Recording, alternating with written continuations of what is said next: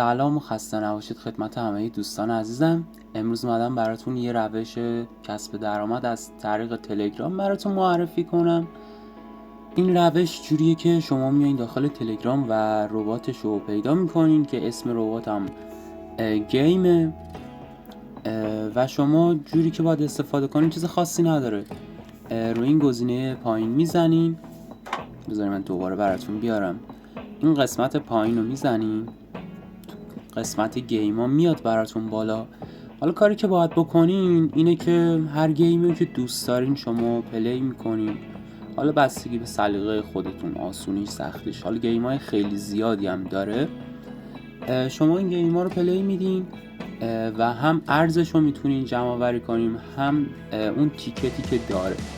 اون تیکتی که این زرد رنگه هست که برای من جفتش هم الان صفره، باعث میشه که بیاین توی اسپین، همون چرخ گرداننده، و اینجا شانس خودتون رو امتحان کنین. حالا من یه دونه اینجا بزنم، شانسم رو امتحان میکنم ببینم چی میاد. بله.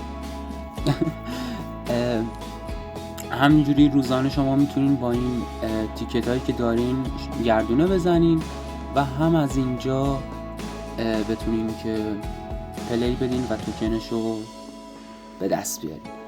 خب دوستان، روش برداشتش هم اینجوریه که شما میایین تو این قسمت سومی، هم قسمت ولت، و برای برداشتش هم شما باید $10 حداقل بازی کرده باشین و در آورده باشین تا بتونین برداشت کنین. صرافیایی هم که میشه باش برداشت کرد خود ولت تلگرام هست و یه سری دیگه ولت ها هست که ارز تون و پشتیبانی میکنه. خب دوستان، اینم از ویدیوی امروز. امیدوارم که نهایت استفاده رو از این ویدیو ببرین.